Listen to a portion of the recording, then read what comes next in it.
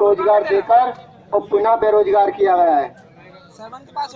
जिस समय मध्य प्रदेश पुलिस में भर्ती निकली थी, तो हम लोग जैसे अपने जिलों से आए थे, यहाँ पे रवानगी डल चुकी थी। उसके 5 या 6 दिन बाद में मध्य प्रदेश गृह विभाग ने एक नोटिफिकेशन जारी किया व्यापम के माध्यम से। व्यापम ने भर्ती निकाल दी मध्य प्रदेश पुलिस की। तो 2013 में जो पिछली भर्ती निकली थी पुलिस की, तो हम लोगों को एक सपना था कि हम लोग भी वर्दी पहने, था कि नहीं था भाइयों? वर्दी पहनने का अपना एक सपना था कि नहीं था? आवाज नहीं आ रही। हाँ, तो हम लोग तैयारी कर रहे थे, अपने अपने स्तर से लगे हुए थे, कंपटीशन की तैयारी कर रहे थे सभी। यहाँ कोई अनपढ़ गवार नहीं आए, पढ़े लिखे आए ना सभी। कंपटीशन की तैयारी कर रहे थे 3 साल से। भर्ती निकली होमगार्ड की, हमें ये पता नहीं था होमगार्ड क्या होता है, पुलिस क्या होता है। खाकी वर्दी जानते हैं हम, तो खाकी वर्दी जानते हैं ना। खाकी वर्दी देखी भैया, वर्दी की नौकरी है। हम लोगों ने इसमें फॉर्म डाल दिया। उसके जब रवानगी डल गई, उज्जैन में आ गए, 5-6 दिन बाद में भर्ती निकाल दी शासन ने। हम लोगों ने 181 पे, जो मध्य प्रदेश सरकार की हेल्पलाइन है, उस पर शिकायत दर्ज कराई कि साहब हम लोगों के साथ में अन्याय हो जाएगा, ये बहुत बड़ा अन्याय हो जाएगा। नहीं, उस समय की बात बता रहा हूँ मैं, जिस समय भर्ती निकाली थी कि साहब हमारे साथ में अन्याय हो जाएगा, आपने भर्ती अभी निकाल दी है। और हम लोग तैयारी कर रहे थे, तो हम तो सिंहस्थ में सेवा देंगे कि हमारी तैयारी करेंगे। लेकिन उस समय भी हमारी बात की ओर ध्यान नहीं दिया गया। ये पॉइंट हम लोगों ने सरकार को दिया था।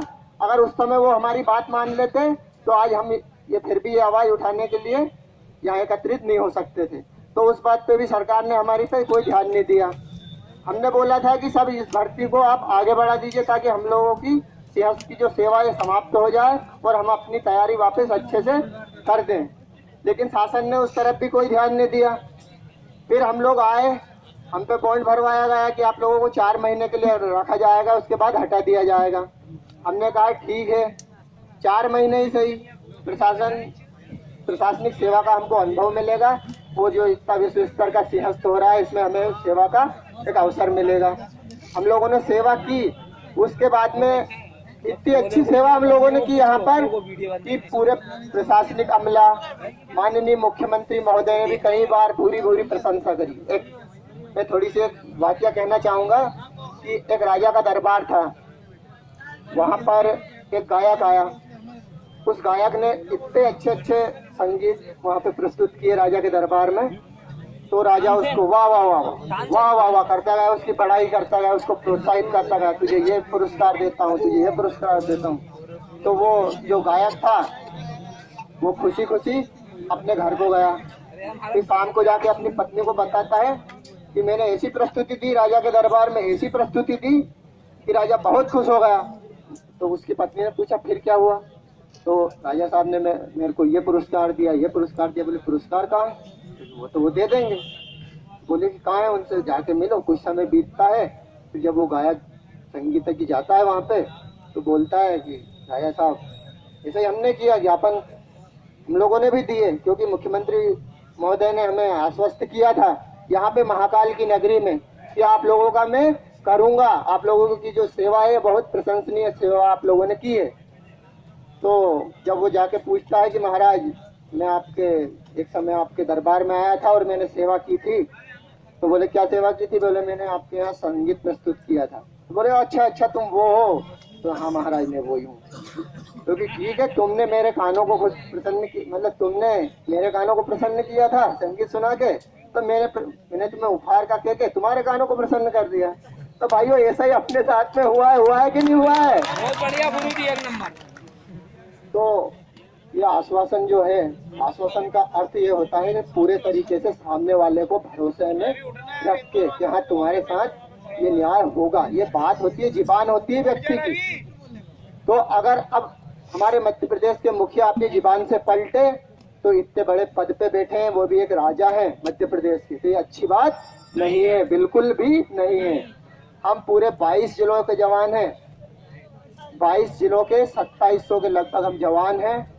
तो हम बार बार माननीय मुख्यमंत्री महोदय से, उनकी सरकार से यह निवेदन कर चुके हैं और अभी भी कर रहे हैं।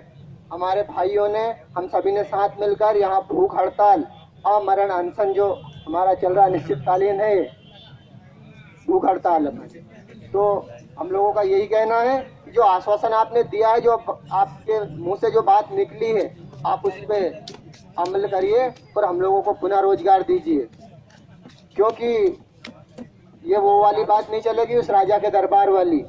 जब आपने कहा है तो आपको करना भी चाहिए और करना भी पड़ेगा। क्यों नहीं करोगे?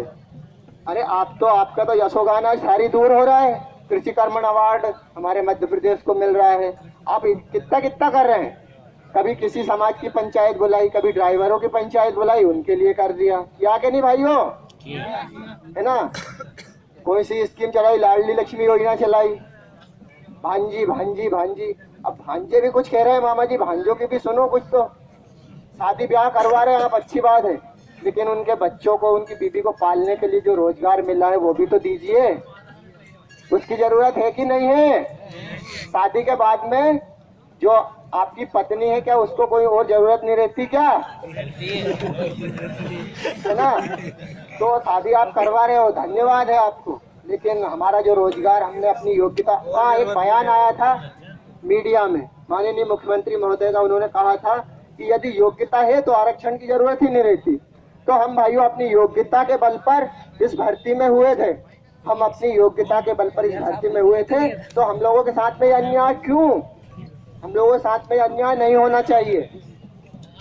हम आपसे इस परम पावन माँ छिप्रा के तट पर बैठकर इस मंच के माध्यम से हम सभी आपसे विनम्र प्रार्थना करते हैं कि हमें हमारा रोजगार पुनः प्रदान किया जाए। हमें हमारा जो रोजगार है वो पुनः प्रदान किया जाए। कोई मजदूर है, हम में से किसी के पिताजी मजदूर है, तो किसी के सीमांत कृषक है, कोई छोटे मोटे, कहीं किसी के पिताजी कुछ कर रहे हैं, और कोई पहले यहाँ से दूसरी जगह कर रहा था तो वहाँ से छोड़ के इसमें आया, फिर से बेरोजगार हो गया। तो ये खिलवाड़ हम लोगों के साथ में नहीं होना चाहिए। मैं बार बार यहाँ से भगवान महाकाल की नगरी से, इस मंच के माध्यम से वर्तमान सरकार, माननीय मुख्यमंत्री महोदय से, इस मंच के माध्यम से हम सभी एक स्वर में ये कहना चाहते हैं कि आप हमारा सोचो, हम भी आपका सोचेंगे। संगच्छध्वम संवदध्वम की भावना यदि आपके भीतर है तो हम भी आपके साथ हैं।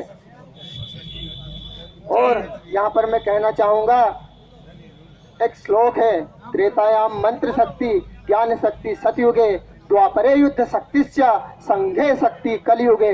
तो हम अपने संगठन की शक्ति को अब दिखाएंगे। अब समय आ गया है कि यदि आप हमारे आवेदन निवेदन से नहीं मानेंगे तो हम अपना रास्ता चुनेंगे, और ये पूर्ण संवैधानिक है और इसे कोई भी नहीं रोक सकता। हम अपना अधिकार लेकर रहेंगे। बहुत बढ़िया, बहुत बढ़िया, बहुत बढ़िया।